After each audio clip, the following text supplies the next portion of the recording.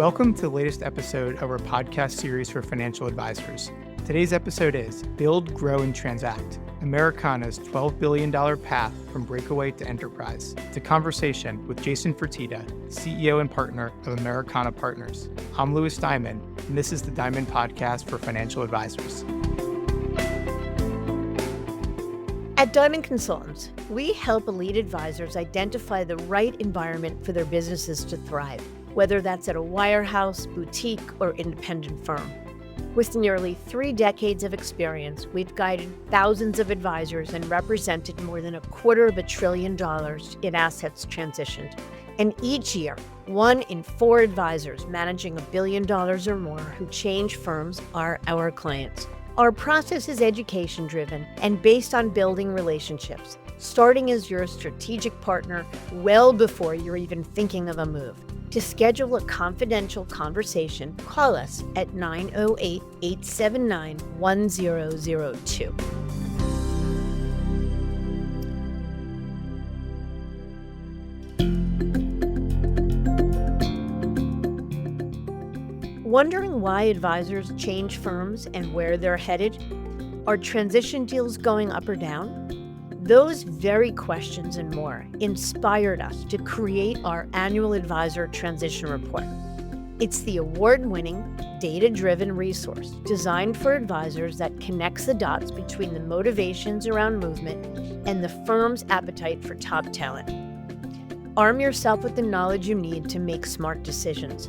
Download your copy at diamond-consultants.com/transition report.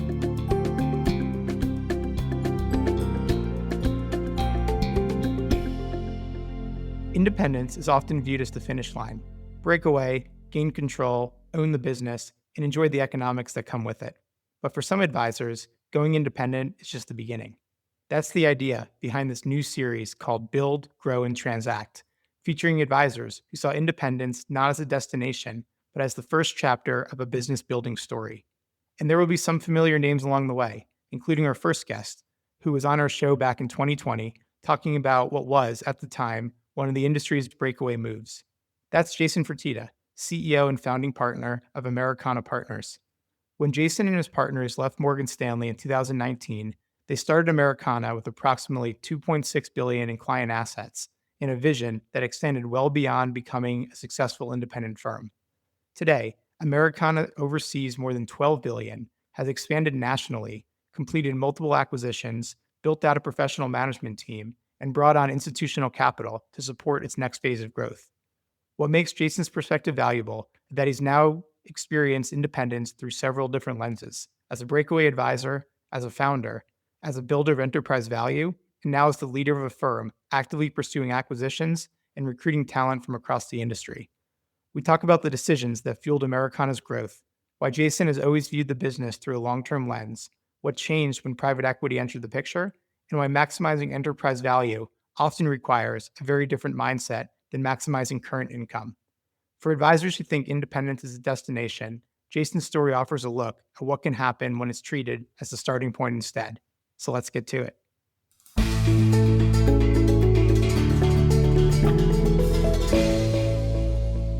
Jason, thanks for coming back on our show today. Pleasure to be here. Thanks for inviting me. You got it. Yeah, you're our first guest in our new sub-series, so you should feel honored. And I'm honored too, because the last time we had you on the show, Americana was about a year old. You're navigating COVID and all those challenges. But for listeners who may not remember the episode, can you give us a quick version of the origin story of Americana and what the firm looked like when you first launched it? Yeah, I believe if I'm remembering correctly, I was in Colorado talking to you guys, and it was right after we launched. So that was a fun but stressful time. I think at the time that we launched, it was certainly the road less traveled. Most teams go from one warehouse to another. We had an entrepreneurial itch. There was 11 of us that started the firm. We actually launched the firm from this exact building that we're in here, but all of this was under construction. We were in temporary space, 1 floor below, on card tables and pizza boxes and all the things that you can envision when you think of a startup. But yeah, we weighed all of our options in terms of going from one firm to another, staying where we were. and had a lot of talks with ourselves and our spouses, and they were all very supportive. So when you do something like this, you're certainly scratching the entrepreneurial itch that I think is required for somebody that wants to try and build their own company. And I think we're all satisfying that itch in different ways. We all had a lot of other outside business interests. I'm passionate about the restaurant industry because it's what I grew up in as a kid. And so I'd opened some restaurants with some chefs that I really admire, and we're doing things like that to scratch the itch. But there's no other way to do it than doing that in your profession. And so we decided to launch the firm. We also just felt like Texas being such a wealthy state, there really wasn't a regionally dominant RIA from here. There's a lot of big RIAs in the Northeast and the Northwest and the West Coast. And we just felt like Texas was ready to hopefully be able to support the concept of launching it from the state and then expanding it out regionally and nationally from here. So those were all thoughts in our heads and dreams. And we've worked really hard to get to where we are, but I think we're in a great spot right now for another leg of growth. Amazing. I would say that plan has certainly worked out. When you're on our show last in 2019, the firm was at about 2.6 billion at time of launch. And now I saw in news articles in your ADV, it's north of 12 billion. I'm sure it's even larger now. So can you walk through just what's the makeup of the firm today? How many partners and advisors? What's the profile of the end client? What markets are you in and around Texas or around the country? Yeah, so today we're roughly 100 employees, right at 13 billion in AUM. I would say we have 6 offices: Houston, Austin, Dallas, Midland, Beverly Hills, and Nashville. We have about 30 advisors, 30 financial advisors, and our average account size, I would say, is right around $20 million. That's not a rule, it's just the way it is. We have some wonderful accounts that are 2 and 3 million, and we have some great accounts that are well over a billion. And in terms of the makeup of the firm, since the time we've spoken, and we'll get into this later, but we have brought in private equity. We have about 9 families that are owners of the firm with us. So it's really families, private equity, and employees. That's the cap table currently. Very cool. As far as building the firm geographically for the offices in Texas, that makes sense to your earlier comment about wanting to build a Texas dominant or a regionally dominant firm. But how'd you land in Beverly Hills and Nashville? That's a little bit different. Yeah, it is. I think so much of where we're going is secondary to who we're partnering with. I think we would go anywhere in the country if we had the right partner in that city. We're not necessarily saying we have to be in Atlanta. Let's find the right partners in Atlanta. It's more about we found the right partners in Atlanta, so we're going to Atlanta. And you meet these people everywhere. Everyone has their own Rolodex inside of our firm. Sometimes it's an employee here that has a relationship with someone that wants to break away and be part of an independent firm. Sometimes it's me. There's a lot of golf DNA in our firm. So we met a ton of people through the incredible game of golf. In fact, last weekend we just hosted our first Americana Cup golf tournament where we took over an entire club and invited 40 strategic invitations to people that could be helpful to our firm. I would say it's really just networking, trying to find like-minded advisors that we're very big at putting the client at the center of every decision you make.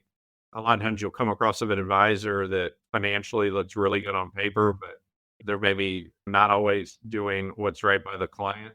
We run from those situations. We'd rather have a financial advisor that perhaps statistically is inferior to that other one on paper from a P&L perspective, but we feel like it's doing what's right by the client in the decisions. And that's usually the main factor for us in seeking out the right partners. I love that. And one of the premises of this new sub series of ours is about growing. And then, of course, recognizing that value through some sort of monetization. So to me, the star of your show is your insanely impressive growth, which I would assume comes from both organic means and also from inorganic, whether through M&A or recruiting teams from your predecessor firms or from other wirehouses. Can you talk a little bit about the breakdown of the two growth channels and how you pursue both organic and then inorganic growth? Yeah. Well, I think organic growth, the preference for anyone that's in our seat, because You don't have to pay for organic growth. It's just you have to expose your platform to potential clients, and it has to be differentiated enough for them to move assets from another firm to yours. And I would tell you, I think we do a really good job at that. We built an incredible platform that has and enables the financial advisor to have all the same arrows in the quiver that a big firm has. We've got an incredible alts department. We've got an incredible CIO that produces great research. We got incredible in-house portfolio managers, both in the core equity space, but then also the municipal bond space. We have an incredible external manager platform that has everything from cash management on steroids to venture capital investing to co-investing to direct investments into companies. So we have this really great platform. We also recognize that we want to grow through M&A as well, because there's only so much time in the day. You're not willing to add more employees and more like-minded advisors to grow. So we do both, to your point. We absolutely do both. And they're both equally as important. On the M&A side, I would say it's been responsible for half of our AUM growth over the last 7 years, and the other half has been organic. And I think as we get bigger and bigger, that number is going to not stay consistent. I would say that if we could grow our AUM organically by 10% per year and then do 5 to 7 acquisitions a year, combination of RIAs and Wall Street lift outs, I think those are good goals for us. And we're off to a good start in trying to achieve those goals. I think if you pull off even half of that, I think your private equity sponsors and investors and employees would be very happy. Can we double click into the organic growth side? How do you view whether your growth rate changing organically since leaving Morgan to start the RIA? And if it has changed, what do you think are the things that are responsible for the faster growth or slower growth if it's slower than when you're at Morgan? One of the interesting secrets about being independent versus inside of a big bank is I think your clients will actually do more business with you if you're independent. I didn't realize that till we went independent. I had heard that before, but I was like, that may or may not be true. But when we went independent, and every time we recruit a team from a big bank, the same thing happens. It's like the clients are like, what took you so long? They very much, for the most part. Now, it's not every client, but most clients, I think, prefer to be serviced by an advisor that's conflict-free in the independent channel. There are other clients that might have a big investment banking relationship with the big bank or something like that, like a business reason for not leaving. But in terms of just being able to service the client from an independent channel where you're a legal fiduciary, I think all the interest is aligned from client to service provider. And I just think it's easier to raise money in this channel than it is at a bank.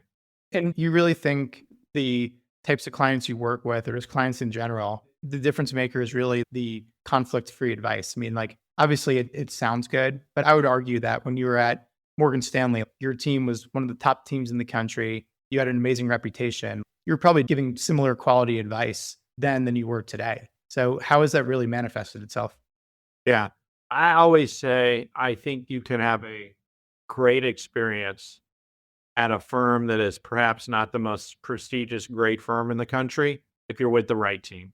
And I think you can also have a horrible experience at a firm with a great reputation if you're with the wrong team. So it is my belief the most important thing from the customer's perspective is who you're working with. I appreciate your comments about our team, and we work very hard to deserve the reputation that you're talking about. But I also think that when you're in the independent world, some of the things the banks do very well is, right, they have great investment platforms and a lot of due diligence in their products.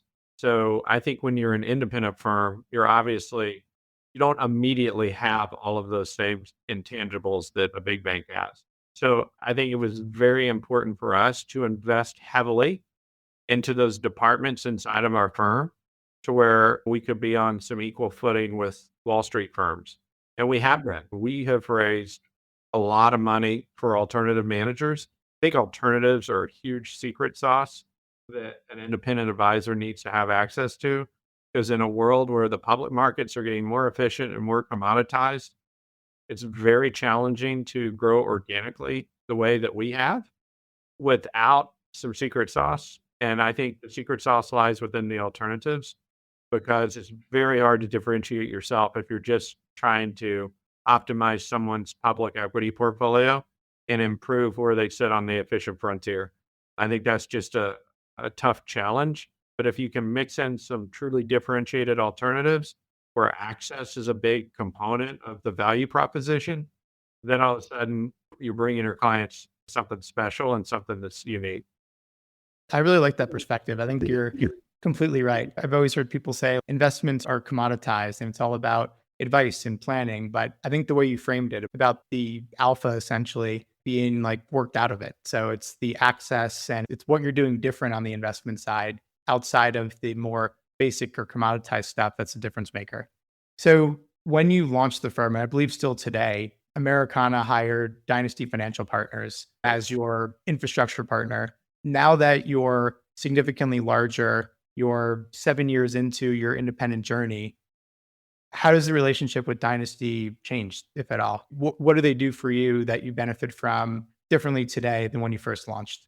Yeah, it would have been impossible for us to do what we did without Dynasty's help. Dynasty has delivered for us in a meaningful way, and they continue to. They're a great partner. We definitely are developing our own sea legs as well, just because you have to, just by virtue of the size that you get to. But Dynasty, I think, has been incredibly innovative in terms of launching an investment bank and bringing, I mean, Dynasty's brought us deals, which is incredible. So just in addition to being an infrastructure partner, they've actually provided us deal flow.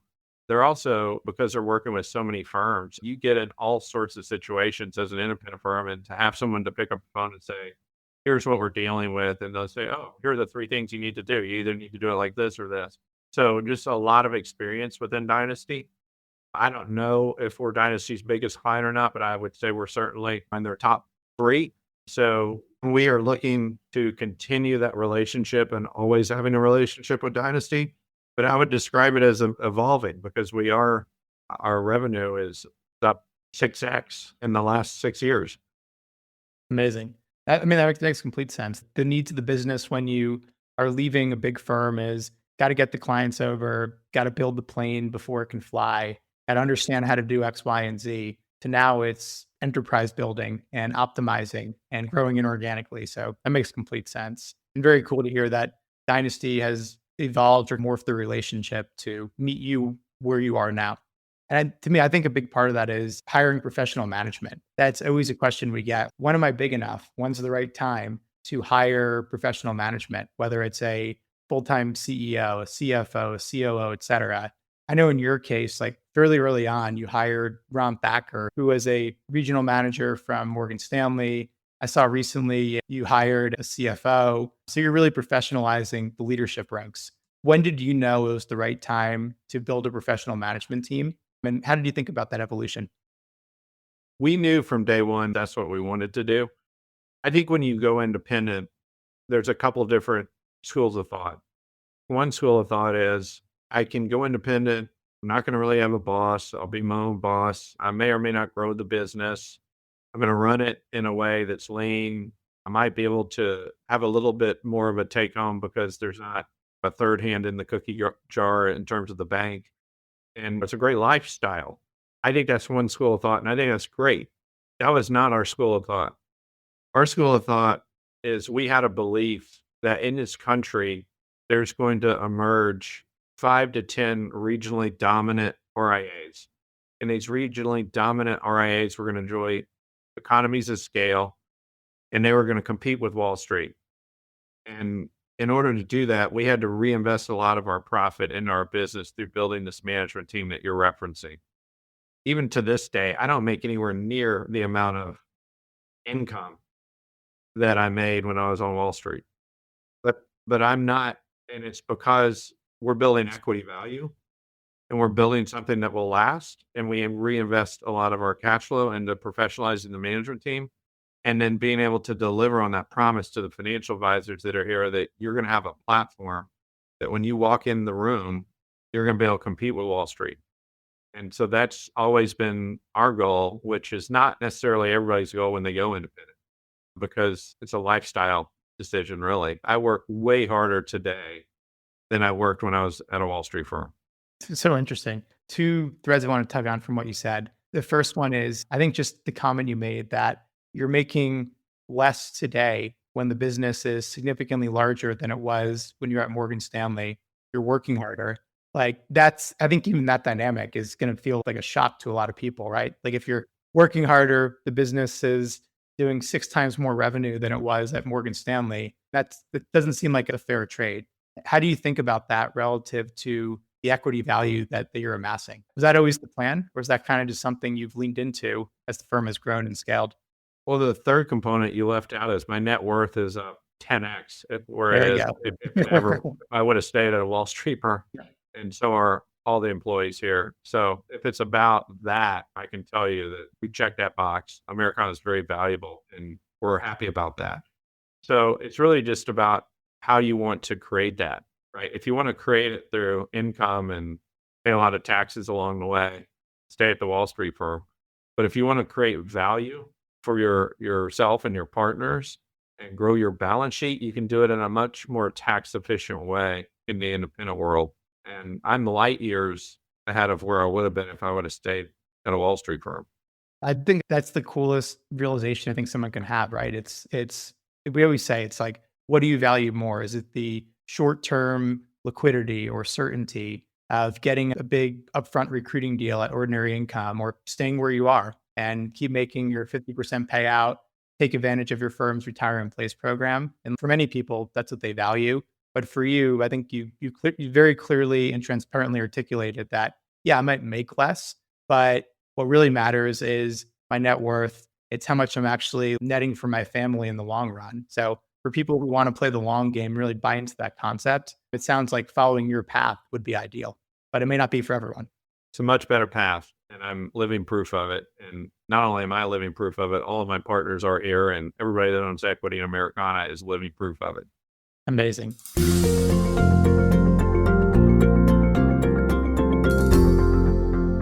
You said you're working more now than when you're at Morgan. How has your day-to-day or day in the life changed? What types of activities are you doing more or less of? And how do you balance everything? Yeah, it's hard to balance everything. It is. But I would say that one of the unique things about Americana is the founders are all financial advisors.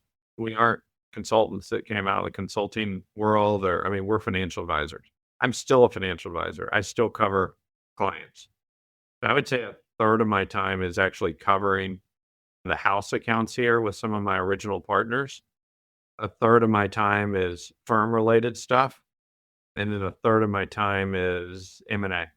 And that's not only M&A, but helping the advisors that are here grow their business also. And so I come across a lot of leads and opportunities. I'm not really taking them for the house account book or myself. I'm finding the right advisors that I feel like can service the clients the best. And then I'm flipping them to them and sitting second chair. And I've seen some amazing growth to their businesses by just being able to send them leads. Yeah. I think that's always like the tug of war for, I think like most founders of RIAs in this industry, they were advisors themselves. They were the rainmakers, or they still are. But there's definitely some folks who, whether because of lack of time or they lose the spark or passion for working with clients, that they pivot to being full-time CEO. Or we've even seen people go the other way where they say, I was the CEO. I really just want to be an advisor or just do M&A, and I'm going to hire a CEO. So it's really cool to hear how you split up your time and you're able to do it all. And I'm sure it's not perfect. I'm sure your family wishes they saw you more, and et cetera. But it sounds like you're able to really pursue your different passions. All those three activities are very fun, and they keep every day interesting. And you don't necessarily know at what points in the day you're going to be working on which bucket. And there's a lot of blend and overlap. But we spend a lot of time here working on behalf of our clients in the firm, and every day is an adventure but it's fun. It's a blast. Absolutely. Well, let's spend some time talking about your fairly recent capital raise. So in October of 2024, Americana announced that PE firm Level Minute Partners, the firm's first outside institutional investor, was coming in to take a majority stake in the firm. So can you take us back to that decision? I'm sure it's still clearly vivid.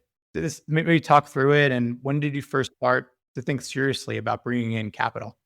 Yeah. So probably at the end of 23, we looked down and there was $100 million worth of potential M&A that was fairly actionable that we could do. And the other M&A events we did were kind of small deals, 10, $20 million sometimes, but firms with 400 in AUM to 600 million in AUM. We were doing deals that size, and we're just passing the hat and saying, okay, to the families that were in our cap table and to ourselves, who wants to write a check? So the cap table was changing all the time based on people's buy-in to an M&A transaction. And then, but then when you sit down and you look at potentially $100 million of M&A, if every deal came through that you're in conversations around, and we owned at the time 75% of the firm, the families owned 25. So if all that M&A were to have happened, we didn't have $75 million as employees. We were facing dilution. And then we went to the families and said, hey, we don't mind being diluted, but like, we got to know that if all of these came through, you guys want to invest another 100 million into this business. And that's when they said, well, we can. All the deals that you've done so far have been accretive and great, but like our value add to you is not M&A. It's not underwriting. It's not how to take this firm from 4 billion to 12 billion. We're customers. Why don't you contemplate bringing in an institutional partner to help you around first base and go to second and third? And so I called a good friend, a gentleman by the name of Jimmy Dunn, who's legendary in the world of golf and business. He's a vice chair at Piper Sandler. I explained the situation, and he said, well, this is going to sound self-serving, but I think you should hire me and my firm to run a process to find your partner. Classic investment banker. And we did. And he worked on a very small retainer and a contingency fee. And they helped us get ready to show the firm to the institutional world. And that took 9 to 12 months of hard work to get ready. They ran the process. I think we had 30 firms sign the NDA. And in the October of 24 month that you mentioned, I think we had 20 offers. And during that year, we were getting to know a lot of the people that were going to be bidding on us.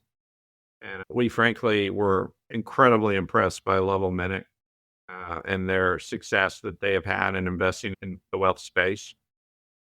So we were always pulling for Level Minute to compete and compete well. Got to run an honest process. And Level Minute was not the high bid, but they were a very good and well thought out bid that was easy for us to understand on why they were where they were. And for us, it was about how can we create value from this point forward with the right partner to really grow the firm and scale it to where we wanted it to be. And so that was the more important driving factor in our decision to sell to Level Minute. Now, of course, we wanted to sell a minority piece, but the reality is, given the activity that we had in our M&A pipeline at the time, they were going to eventually get to majority anyway. And so I may be skipping ahead a little bit in the podcast. I know what some of the questions are going to contemplate. And, our thought was, you're in a better position to negotiate minority rights before the transaction than later. And so we got all of that out on the table in our negotiations with our private equity partner, and then just got married immediately instead of had this weird period of where they ultimately were going to get to majority control through M&A. And then you have this awkward moment where that shift happens after you're already partners. Very interesting. Was it a hard decision to give up majority control over your baby? It definitely a lot of self-reflecting on behalf of our team and everything. But I think where we came out with it, and I'm a big believer in this, is the people that really control the business are the people that control the relationships with the clients. Level Minute knows that. And we've never had a decision in a year and a half that we don't all arrive at the same place. We negotiate, we study, but they know that it's not in their best interest to try and force the management team to do something that the management team is not in agreement on. Because at the end of the day, we're servicing all of these accounts. And look, we don't see eye to eye exactly on everything. No partners do, but we're generally in the same zip code on everything. And we talk things through until we all arrive at the same place that this is in the best interest of the company.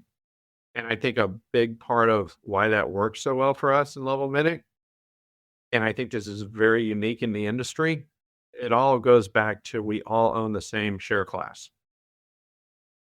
We're all in the foxhole together. We all sink or swim together. There's no way one group can win and another group can lose. We all own the exact same security. Not only do we all own the exact same security, but our employees own it. The families that are in our cap table own it. And so every decision comes from the standpoint of how do we make decisions to benefit that security? Makes sense. It's still a tough decision, but I mean, you lay it out, make it seem like an easy decision with the conviction you have. And I think the very pure motivation to make that leap. Aside from capital to fuel M&A, what are the other things that Level Minic is doing for your business to help it? Well, the Level Minute, and this is another thing that was impressive to us, they're always the first institutional capital into what's otherwise an entrepreneurial family-owned business. So they're not afraid of building the things that you have to build to get ready to scale. They've seen it in every investment they've made. And so that was very refreshing to us because, frankly, we wanted the help. We wanted the expertise. We're financial advisors at heart. So like a lot of private equity firms, LMP has this third-party advisory relationships with industry people, and they've brought those people into our firm. Several sit on the board of the firm today, and they've just been fantastic to work with. Some have more experience with fintech, some have more experience with HR, some have more experience with actual investment platforms and product. Some have more experience in how to help clients optimize from a tax perspective. Some have family office experience. And so we've really benefited from this group of people. And I would tell you that since they came into our world, which is about 18 months ago, we have been building a lot of things that are about to be unveiled to not only our financial advisors, but our clients. And I think that the experience is just going to continue to get better for both of those segments. Very cool. Yeah, it seems like a great fit. And I meant to ask you before, because it's such a cool and I think still fairly novel concept, but what was the thinking behind having 9 families or customers or clients come in and buy some equity in the firm? Like, why'd you do that? And then what's been the outcome of that? It was more their idea than us after we launched the firm. And this kind of goes back to my original comments about the clients want to do more business with you when you're independent than when you're inside the bank. And we have a lot of clients that are entrepreneurial. And so I think when we explained to them the reasons why we were doing this and the reasons why we're so excited about it, they got excited about it too. Some clients, most clients. And so what they said was, yeah, we're going to move our money to it. You were excited about it, but if there's an opportunity, we'd also like to own a piece of the firm. And originally when they said that, I didn't know if they meant that they wanted us to give them, but they wrote a check. They all wrote checks. So we set an arbitrary value of the firm, in the first year after we launched it. And that wasn't a whole lot of science behind the value. It's basically what we would have been paid by walking across the street. And that was the original value. And they bought into the firm. And then Level Minute really thought it was a nice novel concept that they hadn't seen before. And they've embraced it. So when they invested, we brought another round of clients into the firm at that valuation. I think it's really powerful because what's important for us in these families is that they're all pillars of their respective communities and they're spread across all over the country and Mexico. So we have some incredibly good reputation, great business people. in Mexico City and Monterrey and Los Angeles and Midland and Dallas and Austin and Houston. And we're open to the concept of when we come into new markets, finding that pillar of the community, finding that family who people ask, what do you do with your money? We want them to say, well, we own our own wealth management firm. You want to have them call you and they'll show you what we do with our money. And that's a powerful part of the organic growth and the flywheel. I absolutely love that. I oftentimes have clients, especially breakaway clients, talk about how cool it would be to have a client or set of clients invest in their business. But the reasons why, like I love that as part of like a very consistent, repeatable strategy of identifying like key influencers essentially in different markets and then having them come into the cap table. And I would assume too the dynamic of, oh, you should call Jason, he's my financial advisor, he's great, to, hey, you should come in and meet my firm. And I feel like clients are probably much more incentivized naturally to refer friends, family, et cetera. And just the power and dynamic of that referral is probably that much better than a referral from another happy customer who's not an investor. Exactly. And when we're looking at coming into a new city with a new partner, to the extent they have those clients in that community, and then they join us, we have a private equity partner that embraces that strategy and concept. So when we're talking to that Wall Street advisor and they're interested in our business model and our plan, I think that particular part of our business model is very differentiated and intriguing to them. Amazing. You mentioned in your last answer that it sounds like you have some investors in Mexico and that you're serving families in Mexico and Latin America as well. Can you talk about adding that capability or the openness to go international? That's clearly a big decision. It's a different risk profile, different client needs. So what was the thought process behind taking Americana, I guess still in the Americas, but outside of America? Yeah. Well, I think a lot of it is growing up in Texas. There's a lot of wonderful families from Mexico whose kids and grandkids have moved here. And our children are going to school with their children and they're part of our community. And I think they're a great part of our community.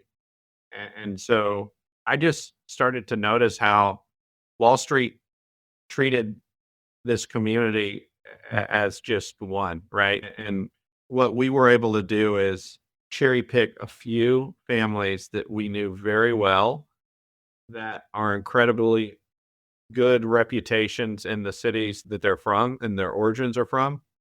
And there's a high desire on behalf of not only those families, but their friends to invest into the United States, into our economy.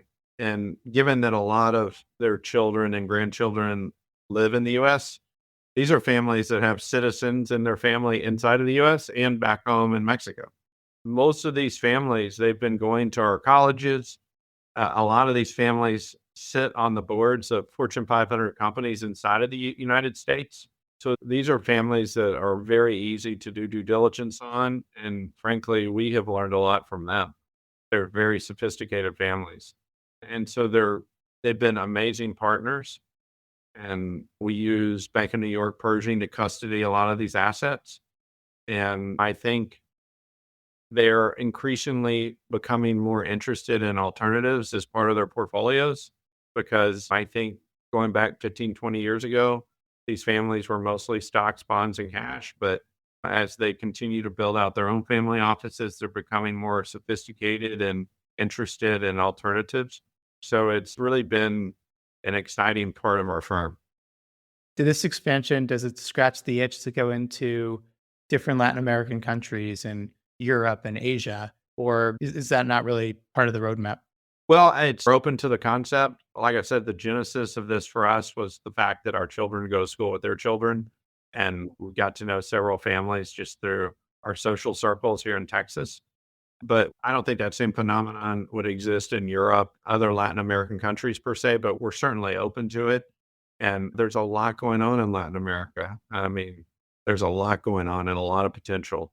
So we're open to anything that increases the footprint in the right way for Americana. Great answer.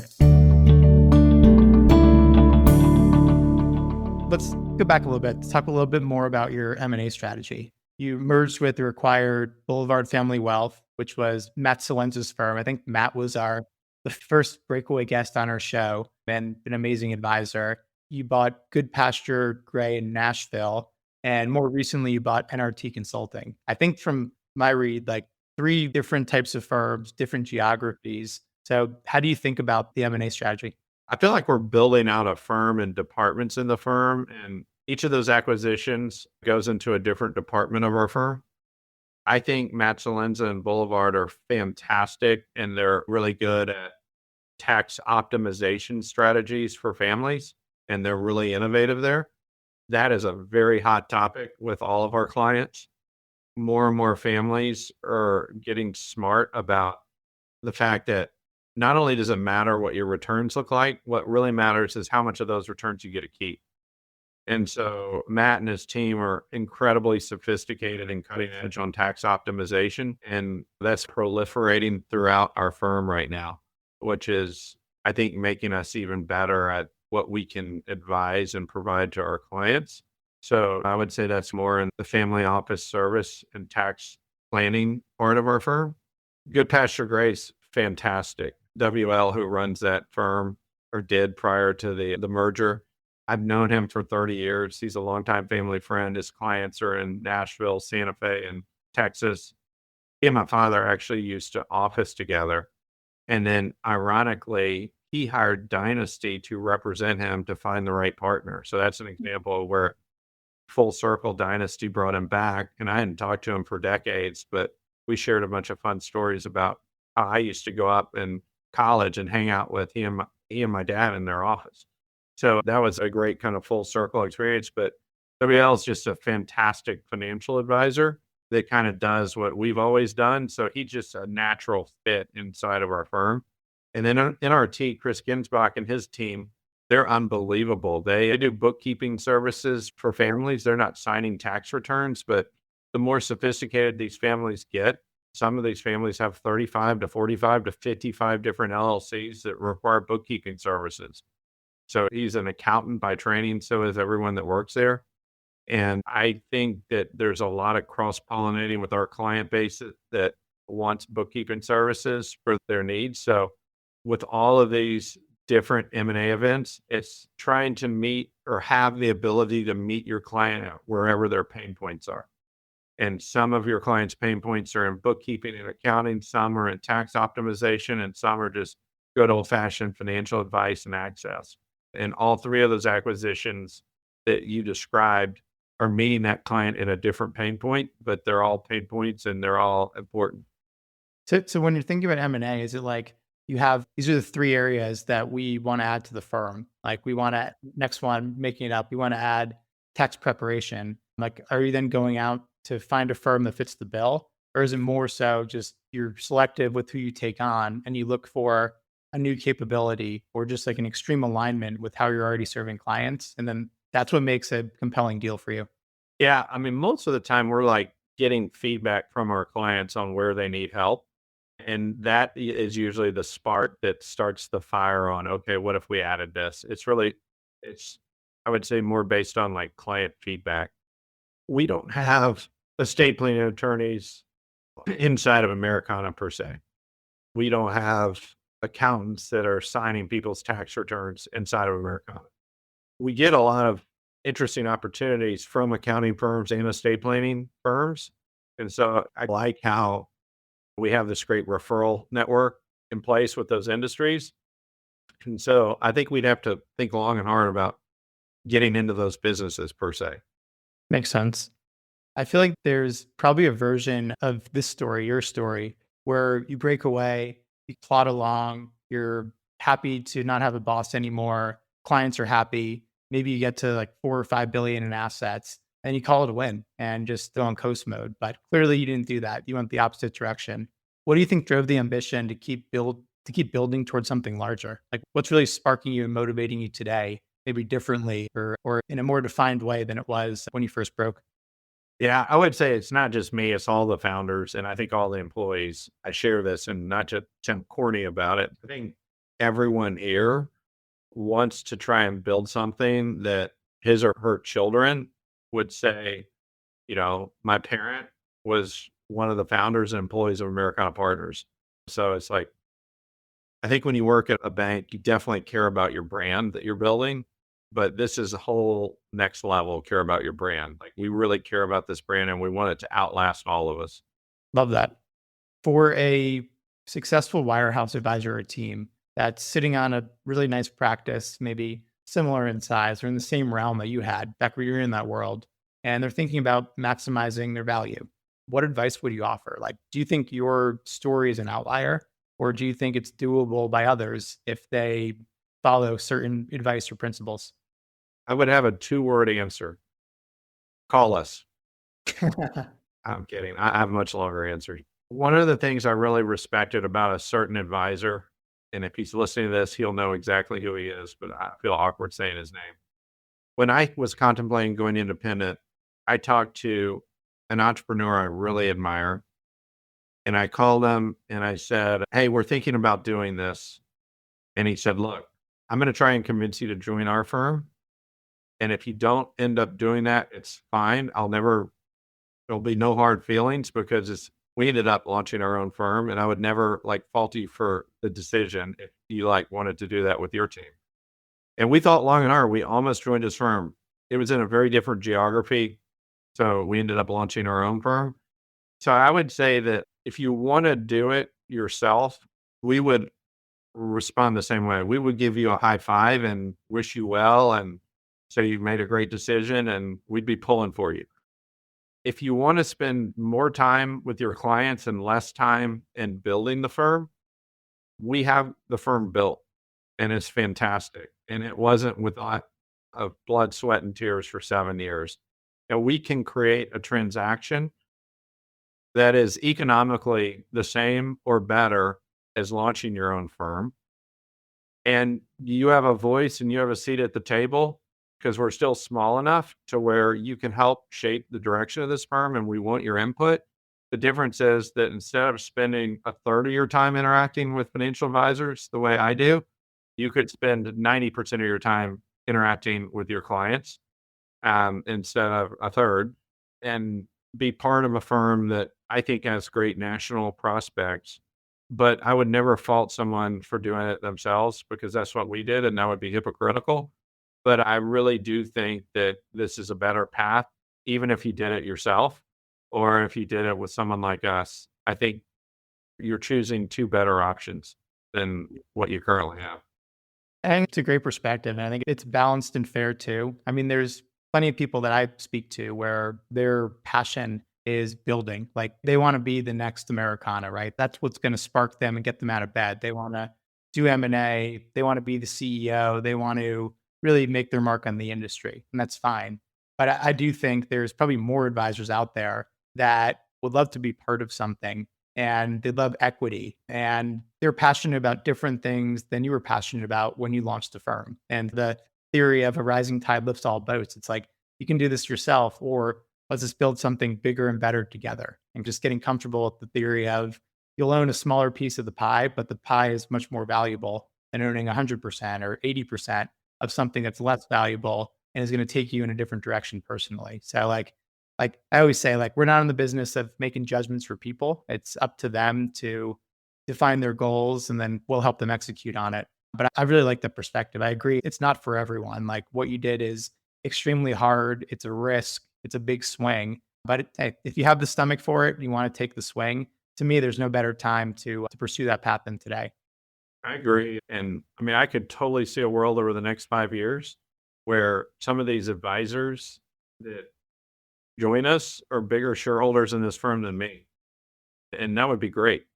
Interesting. So I'm with you. Not only do I agree with what you're saying, to me, I've never thought about how much of this company do I own.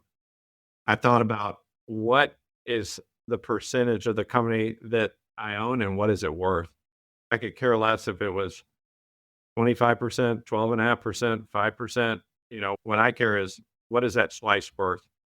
That's a fair way to look at it.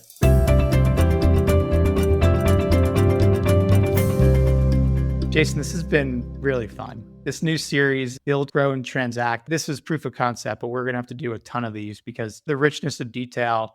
And whenever we have breakaway guests, we're talking to them in the beginning when they're still finding their feet. Everything's new and fresh. They haven't thought about or executed on M&A and taking on capital partners. But I feel like this is the missing ingredient where it's a playbook for how others can be better themselves, something to shoot towards. And I really appreciate your candor and transparency. And I'm very serious. We'll have to do this again when you're at 25 billion and you have even more lessons and I'm sure battle scars to share. No doubt. I'm for sure open to doing that. And maybe in the meantime, I see the pictures behind your head there. I'd love to come visit you in Park City and hang out and ski or play golf or. You got it. All right. Thanks for your time and thank you for having me. Thanks, Jason.